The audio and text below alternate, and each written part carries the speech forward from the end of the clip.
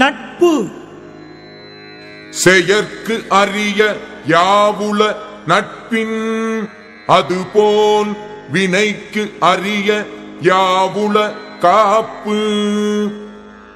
நட்பை போல் செய்து கொள்வதற்கு அருமையானவை எவை உள்ளன? அதுபோல் தொழிலுக்கு அரிய காவலாக இருப்பவை எவை உள்ளன?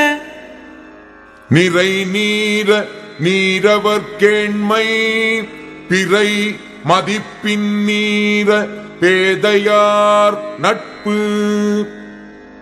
அறிவு உடையவரின் நட்பு பிறை நிறைந்து வருதல் போன்ற தன்மை உடையன.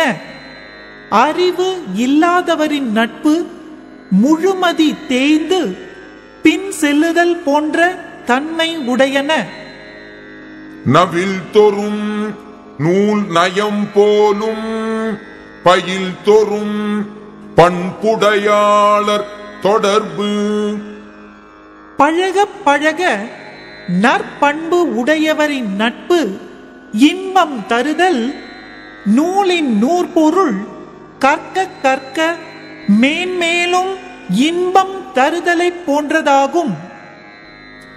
நகுதல் பொருட்டு அன்று நட்டல் மிகுதிக்கண் மேற் சென்று இடித்தற் பொருட்டு.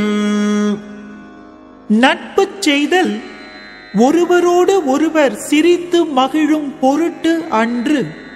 நண்பர் நெறி கடந்து செல்லும் போது முற்பட்டு சென்று இடித்து உரைப்பதற்காகும். புணர்ச்சி பழகுதல் வேண்டா உணர்ச்சிதான் நட்பாம் கிழமை தரும். நட்பு செய்வதற்கு தொடர்பும் பழக்கமும் வேண்டியதில்லை. ஒத்த உணர்ச்சியே நட்பு ஏற்படுவதற்கு வேண்டிய உரிமையை கொடுக்கும்.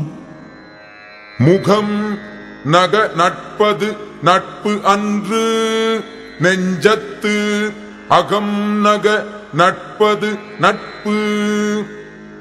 முகம் மட்டும் மலரும்படியாக நட்பு செய்வது நட்பு அன்று. நெஞ்சமும் மலரும்படியாக உள்ளன்பு கொண்டு நட்பு செய்வதே நட்பு ஆகும். அழிவின் அவை நீக்கி ஆறு உய்த்து அழிவின் கண் அல்லல் உழப்பதாம் நட்பு.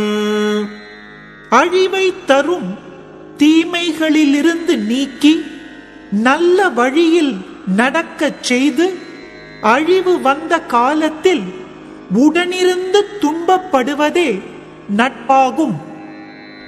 உடுக்கை இழந்தவன் கை போல ஆங்கே இடுக்கண் களைவதாம் நட்பு.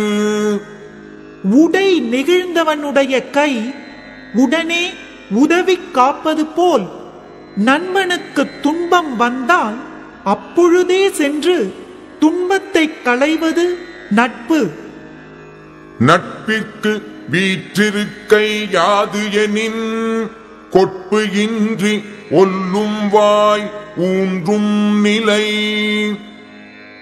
நட்புக்கு சிறந்த நிலை எது என்றால் எப்போதும் வேறுபடுதல் இல்லாமல் முடியும் போதெல்லாம் உதவி செய்து தாங்கும் நிலையாகும். இணையர் இவர் எமக்கு இன்னம் யாமென்று புனையினும் புல் என்னும் நட்பு. இவர் எமக்கு இத்தன்மையானவர், யாம் இவர்க்கு இத்தன்மை உடையேம் என்று புனைந்து உரைத்தாலும் நட்பு சிறப்பிழந்துவிடும்.